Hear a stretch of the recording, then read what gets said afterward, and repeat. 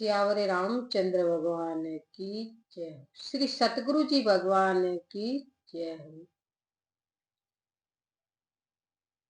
सभी को मेरा राम राम। आज जो कथा आती है ये अपने ऊपर ही आती है कि जैसे आप बीज बोओगे वैसा ही फल मिलेगा। अपने कर्मों पर निर्भर।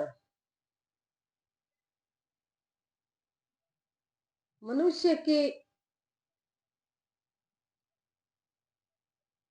जिंदगी अपने कर्मों पर निर्भर होती है। जैसा आप कर्म करोगे वैसा ही फल पाओगे।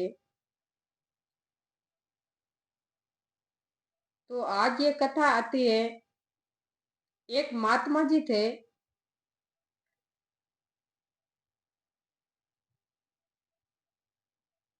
उसका लक्ष्य था महात्मा जी का कि मैं भी एक संतों के लिए भंडारा करूं।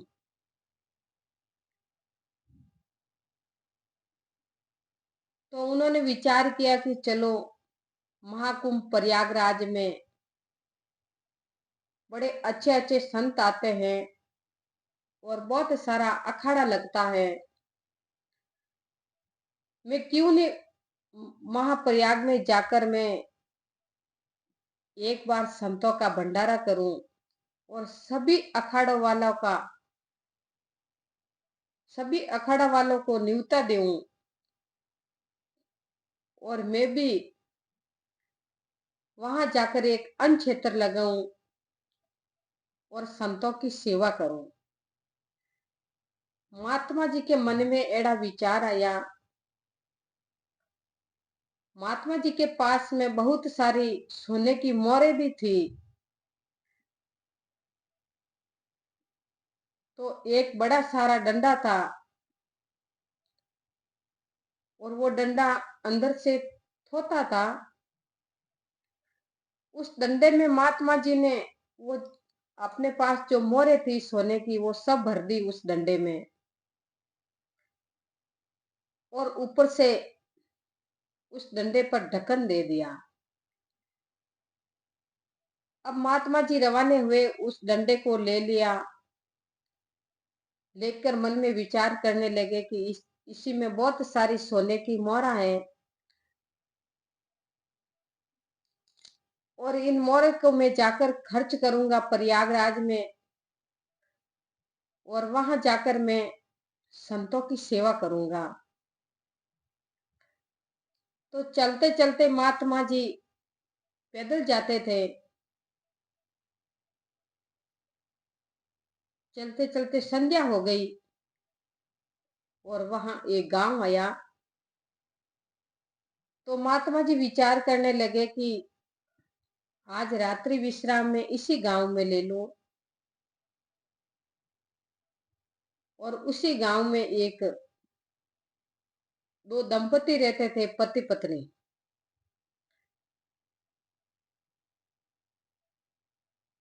तो महाराज जी को आते देख वो पति पत्नी बहुत खुश हुए और महात्मा जी की सेवा करने लगे और महात्मा जी को कहने लगे कि हे महात्मा जी, हम दो पति पत्नी हैं और हमारे घर संत आते तो हम बहुत खुश होते हैं, प्रसन्न रहते हैं। क्यों नहीं आप रात्रि विश्राम मेरे घर लीजिए।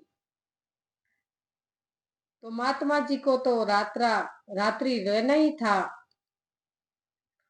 महात्मा जी मन में विचार करने लगे कि अभी तो संध्या हो गई और रात तो यहाँ रहना ही है। तो महात्मा जी ने हाँ कर ली कि चलो भाई आज की रात हम तुम्हारे घर ही ठहरेंगे। तो महात्मा जी मन में विचार करने लगे कि चलो भगवान की इच्छा है तो हम यही रहेंगे। तो पति पत्नी बड़े प्रेम से महात्मा जी के लिए भोजन प्रसाद बनाया और बड़े प्रेम से संतों को रसोई जिमाई, भोजन कराया, दक्षिणा दी। भोजन प्रसाद करके महात्मा जी को नींद आने लग गई। तो महात्मा जी आराम करने लगे और सो गए। इधर पति पत्नी ने वो जो महात्मा जी का डंडा था उसमें मोहरें भरी थी। तो उस पति पत्नी दंपति ने देख लिया कि इसी में कुछ है। तो पति पत्नी मन में विचार करने लगे कि देखे इसमें क्या है। तो जाकर के उस डंडे की ऊपर से ढक्कन खोला तो देखा कि उसमें तो बहुत सारी सोने की मोहरें हैं। तो उस पति पत्नी के मन में आ गया कि क्यों नहीं ये मोहरें हम लोग ले ले। तो दोनों ने विचार किया कि ये मोहरें तो अपने रख लो और इसी में जैसे डंडा में आवे उसी में आपके कंकर भर दो। तो उस महात्मा जी की मोहरें रख ली। महात्मा जी तो सो रहे थे, उसको तो गहरी नींद आ गई और अपने घर आए हुए महात्मा जी की वो जो सोने की मोहरें थी वो छाने छाने चुपके से पति पत्नी ने निकाली और उसमें कंकर भर दिया और वो ऊपर वाला ढक्कन लगा के रख दिया। सुबह हुई, महात्मा जी उठे और फिर रसोई भोजन प्रसाद करके महात्मा जी वहां से रवाना हुए। डंडा उठाया, उसी में इतना ही वजन था जो वजन मोहरों में थी। सोने की मोहरें थी उसमें वजन था, इतना ही उस डंडे में वजन भर दिया। उस पति पत्नी ने कंकर पत्थर भर दिया। वो डंडा लेकर महात्मा जी रवाने हुए और सीधे चले प्रयागराज महाकुंभ। वहां जाकर के जिन जिन अखाड़ा में न्योता देने के लिए गए और कहने लगे कि हमारे अन्न क्षेत्र भंडारा है और आप सभी को आना है और मेरी भी ये इच्छा है कि मैं भी एक बार एक दफे महाकुंभ में जाकर भंडारा करूं और संतों का आशीर्वाद लेऊं और संतों को रसोई देऊं, भोजन कराऊं। तो खूब सारे अखाड़े वाले को महाराज जी ने न्योता दे दिया कि मेरे यहाँ आप सब भोजन प्रसाद करने के लिए पधारे और मेरा जीवन सफल बनावे। तो बहुत सारे संत महापुरुष महाराज जी के वहां भोजन प्रसाद करने के लिए आए। तो जो महाराज जी के पास बैठे थे, जो कार्यकर्ता था, उन्होंने महाराज जी से बोला कि महाराज जी आपने इतना सारा कदम उठाया है और आप जो इतना बड़ा भंडारा कर रहे हो उसके लिए आपके पास क्या है, एक बार तो देख लीजिए। कि देखो बिना पैसा तो कुछ काम होता नहीं है और जब संत आएंगे तो उनको देखो दक्षिणा भी देनी होगी। तो एक बार आप महात्मा जी विचार कर लीजिए कि आपके पास कुछ है या नहीं। तो महात्मा जी को तो बड़ा विश्वास था कि हमारे पास वो मोहरें हैं सोने की और उस मोहरे से मैं सभी कार्य कर दूंगा। अब महाराज जी के यहाँ महात्मा जी के यहाँ बहुत सारे संत पधारे। सबों ने सब संतों को भोजन प्रसाद कराया। दक्षिणा की टाइम हुई तो महात्मा जी का अपने मन में विचार था कि मैं हर एक संत को एक एक मोहरे दूंगा। तो दक्षिणा देने का समय आया और महाराज जी ने उस डंडे को खोला तो उसमें तो कंकर निकला। जैसे ही कंकर निकला और आए हुए सब संत महात्माओं को पता चला कि महाराज जी तो अपन के साथ छल कपट कर रहे हैं। सब आपस में चर्चा करने लगे कि देखो ये कैसा महापुरुष है जो इन्होंने विचार नहीं किया कि मैं किसके साथ झूठ बोलता हूँ और छल कर रहा हूँ। कोई कैसे बोलने लगे, कोई कैसे बोलने लगे, कोई कहने लगे कि ये तो ढोंगी है, कोई कहने लगे ये झूठा है, झूठ बोलता है। कोई कैसी वाणी कहने लगे, कोई कैसी वाणी लगे कहने लगे। अब महाराज जी को बड़े पश्चाताप होने लगा कि भगवान क्या, मैंने क्या सोचा और भगवान ने क्या कर दिया। तो महाराज जी की निंदा करते हुए सब संत लोग चले गए और महाराज जी को मन में बड़े दुखी होने लगे। महाराज जी मन में विचार करने लगे कि मोर गई कहाँ है। अंत में याद आई कि हम उस पति पत्नी के घर भोजन प्रसाद करी थी, शायद उन्होंने यह मोरे निकाल ली होगी। तो सुबह हुई, महाराज जी बोले कि इस कुंभ महानगरी में मैं कैसे मुंह दिखलाऊंगा। सूर्य उदय हुआ, महाराज जी त्रिवेणी संगम जाकर मन में सोच करने लगे कि देखो मैं उनका विश्वास किया और वो पति पत्नी मेरी मोरे निकाली। महाराज जी की आत्मा अंदर से गाली देने लगी। नहीं, गाली तो महात्मा जी देते नहीं है, लेकिन अंदर से बड़ा दुख हुआ। दुख होते ही महाराज जी कहने लगे कि देखो भाई, जो कर्म करता है उनको तो भुगतना ही पड़ेगा।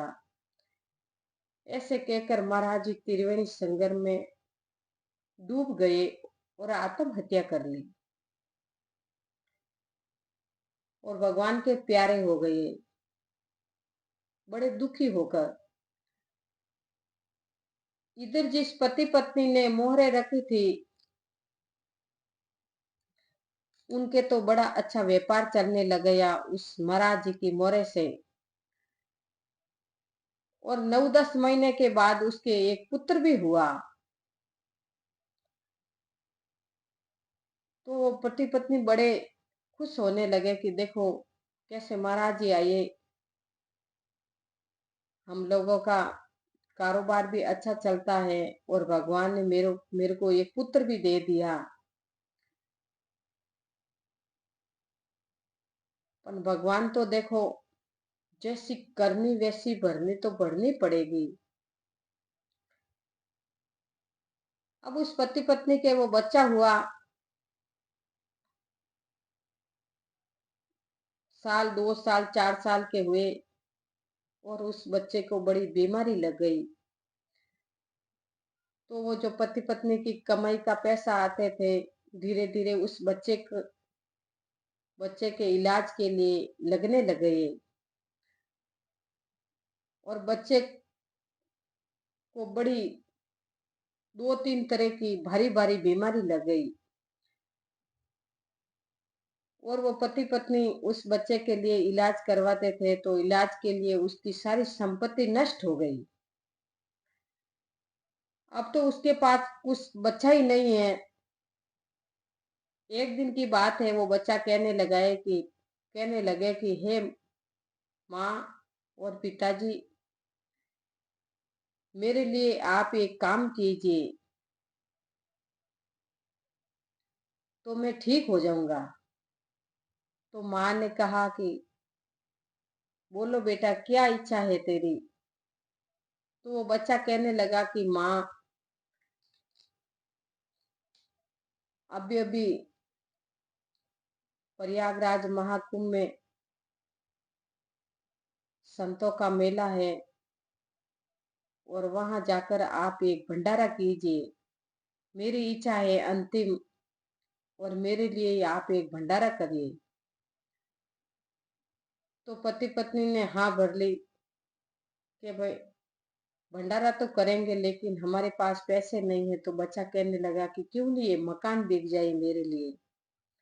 मकान बेच करके मेरी एक इच्छा पूरी करो कि भगवान संतों के लिए एक भंडारा करो। तो पति पत्नी दोनों भंडारे के लिए हाँ भर ली, और वो बच्चा और पति पत्नी तीनों जाके संतों के लिए भंडारा करा वहां। और वो बच्चा अपने हाथ से संतों को भंडारा खिलाया, संतों की सेवा की, भोजन प्रसाद कराया, दक्षिणा दी। सब कार्य पूर्ण होने के बाद बच्चे ने बोला कि चलो पिताजी, त्रिवेणी संगम में आप और हम स्नान करेंगे। ज्यों ही बच्चा त्रिवेणी संगम पहुंचा,